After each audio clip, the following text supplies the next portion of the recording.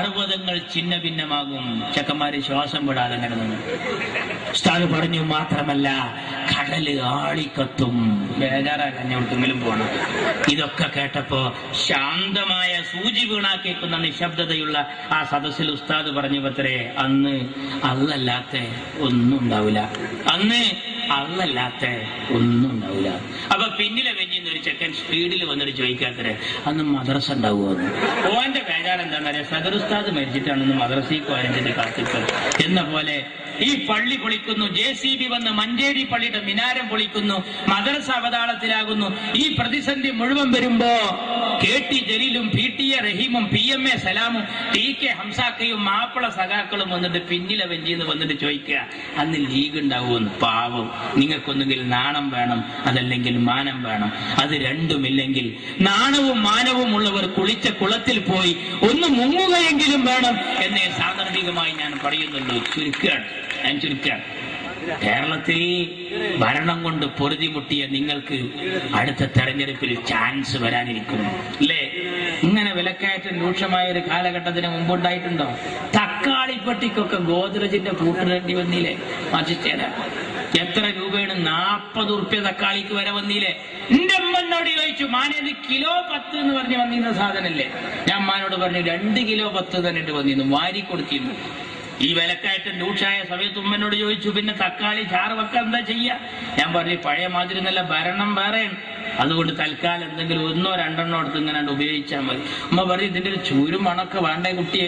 ഞാൻ പറഞ്ഞു, ചൂരും മണമൊന്നും വേണ്ട, നിങ്ങൾ ആ ഒരു തക്കാളി എടുത്തിട്ട് ആ ചാറിന്റെ ചട്ടിമൊന്നുണ്ട് ഒഴിഞ്ഞാങ്ങിക്കാളി. ഈ പറമ്പിലും ഈ ദേഹത്തിലും ഈ കേരളം എന്നാകെ ഉപദ്രവിക്കുന്ന സഖാവ് അച്യുതാനന്ദൻ, കൊടിയേരി, പിണറായി തുടങ്ങിയ എല്ലാ മൂർത്തികളും ഒരു 2 കൊല്ലത്തേക്ക് കൂടി അടങ്ങി നിൽക്കണമെന്ന് പറഞ്ഞ അടുപ്പിൽ കണ്ടിട്ടും തേച്ചിട്ടൊരു പൊട്ടി വെക്കും. ആ മണം മതി നമുക്ക്, വേറെ ആലോചിച്ചിട്ട് കാര്യമില്ല. രൂക്ഷമായി പോയി, ബാണം പോലെ കുതിച്ചുയരുക. ഞാൻ ചോദിക്കുന്നു, മാറ്റിച്ചേരാ, ഇങ്ങനെ കറണ്ട് കട്ടുണ്ടായ ഒരു കാലഘട്ടം ഉണ്ടായിട്ടുണ്ടോ? ഞങ്ങളെ ഭരണത്തിൽ കറണ്ടിന് ചാർജ് കുറച്ചു എന്ന് മാത്രമല്ല, എമർജൻസി മുഴുവൻ കേടുന്നു. കാരണം എന്താ? ഉപയോഗിക്കായിട്ട്. എന്നാ ഇപ്പോഴത്തെ സ്ഥിതി എന്താ?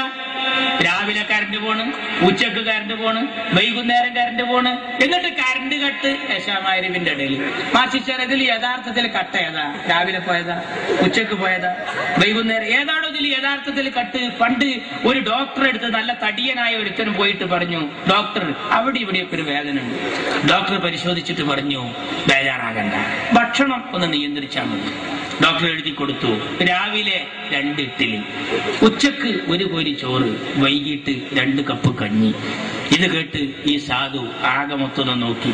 രാവിലെ 2 ഇഡ്ഡലി, ഉച്ചക്ക് 1 കോരി ചോറ്, വൈകിട്ട് 2 കപ്പ് കഞ്ഞി. പുറത്തേക്കിറങ്ങി.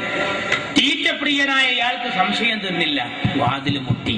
ഡോക്ടറുടെ അടുത്തേക്ക് തലട്ടിട്ട് ചോദിച്ചു, ഡോക്ടർ, രാവിലെ 2 ഇഡ്ഡലി, ഉച്ചക്ക് 1 കോരി ചോറ്, വൈകിട്ട് 2 കപ്പ് കഞ്ഞി എന്ന് നിങ്ങൾ ഈ പറഞ്ഞത്, ഇത് യഥാർത്ഥത്തിൽ ഭക്ഷണത്തിന്റെ മുമ്പ് അതാ ശേഷം?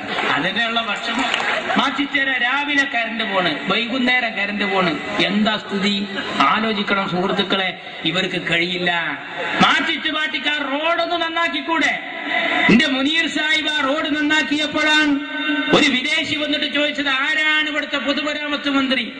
ആ റൂമിൽ അതാ അനക്സിന്റെ വാതിൽ മുട്ടി.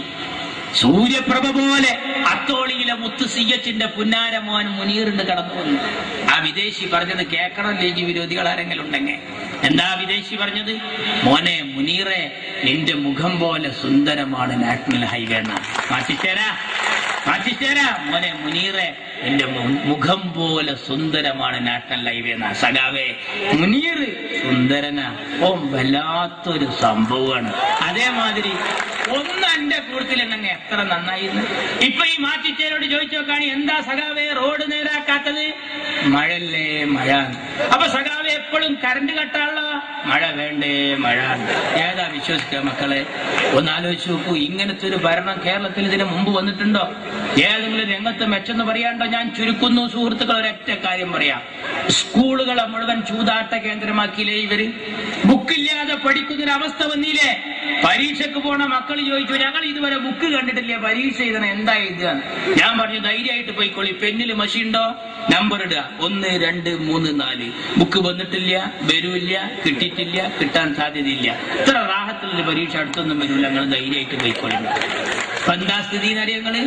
ഏത് ഓഫീസിൽ ചെന്നാലും ലോട്ടറി ടിക്കറ്റാണ്. പഞ്ചായത്ത് മെമ്പർ എന്ന നിലയിൽ കുറ്റിപ്പുറത്ത് ഞാൻ ഈ തെങ്ങ് തടം തുറക്കുന്നതിനും വളത്തിനൊക്കെ എന്റെ നാട്ടുകാർക്ക് എഴുതി കൊടുത്തു. ഇത് പാസ്സായി കൃഷി ഓഫീസിൽ നിന്ന് വളം വാങ്ങാനും കാശ് വാങ്ങാനും സബ്സിഡി വാങ്ങാനും ഈ തള്ളാനൊക്കെ പോയി. അപ്പൊ ഈ സാധുക്കൾക്കും കൊടുത്തു. ഇതൊന്ന് ഒരു തള്ള നല്ല സന്തോഷത്തിൽ ഇന്ന് വന്നിട്ട് ടൗണിൽ വന്നിട്ട് പറഞ്ഞ്, പൊന്നാരമായ എന്നെ റബ്ബ് നേരാക്കട്ടെ, എന്നൊക്കെ ജയിപ്പിച്ചത് ഒരു കാര്യത്തിൽപ്പെട്ടിന്റെ കുട്ടിയെ ഇത് എവിടുന്നാ മാറുക? തള്ളന്റെ വിചാരം 2000-ന്റെ ഒറ്റോട്ടാച്ചിട്ട് പോയ ലോട്ടറി ടിക്കറ്റാണ്. ലോട്ടറി ടിക്കറ്റാണ്. ഒന്ന് ആലോചിച്ച് നോക്കൂ. ഓഫീസിൽ മുഴുവൻ ലോട്ടറി ടിക്കറ്റ്. സ്കൂളിലേക്ക് കൊടുത്തിരിക്കുന്നു സ്പോർട്സ് ലോട്ടറി, സാന്ത്വനം ലോട്ടറി, ലക്ഷം വീട് ലോട്ടറി, മാഷ്മാരെ കയ്യിലൊക്കെ ലോട്ടറി. വരാന്തേ കൂടിയ ഇന്നത്തെ കേരള ഇങ്ങനെ എല്ലാ ലോട്ടറി നഷ്ടത്തിലായപ്പോ സ്കൂളിലേക്ക് കൊടുക്കുക. അങ്ങനെ നഷ്ടം വന്ന ഖാദി ബോർഡ് നഷ്ടത്തിലാന്ന് അറിഞ്ഞപ്പോഴാ മന്ത്രി ഓർഡർ ഇട്ടു. അച്യുതാനന്ദൻ ഉടനെ അതിന് ശരിയിട്ടു. എന്തായിരുന്നു ഓർഡർ? പഞ്ചായത്തിലേക്ക് വന്നു. രക്ഷിതാക്കളെ എതിർപ്പുകൊണ്ടപ്പ വരാത്തത്. എന്തായിരുന്നു അത്? ഖാദി ബോർഡ് നഷ്ടത്തിലാന്ന് പറഞ്ഞപ്പോ 2 ദിവസം ഖദർ വസ്ത്രം യൂണിഫോമായി സ്കൂളിൽ ധരിക്കണം.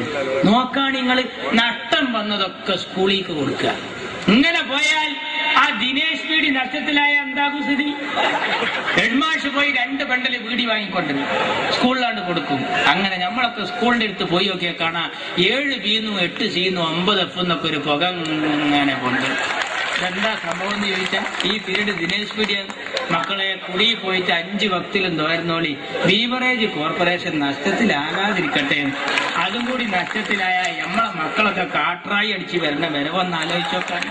ഒരു ഭരണം എന്തിനു പറ്റും? പാടത്തും പറമ്പിലും പാടുപെട്ട് പണിയെടുക്കുന്ന പട്ടിണിപ്പാവങ്ങളെ പല തവണ പലതും പറഞ്ഞ് പറ്റിച്ച പാരമ്പര്യമുള്ള പാർട്ടിയായ ഈ കമ്മ്യൂണിസ്റ്റ് പാർട്ടിയെ ഒരു പാഠം പഠിപ്പിക്കാൻ പാണക്കാട്ട തങ്ങളും പാണ്ടിക്കടവത്ത് കുഞ്ഞാലിക്കുട്ടിയും നയിക്കുന്ന ഈ പടയണിക്കൊപ്പം നിൽക്കുക. അള്ളാഹു അനുഗ്രഹിക്കട്ടെ. അസ്സലാമു അലൈക്കും. ജയ് മുസ്ലിം.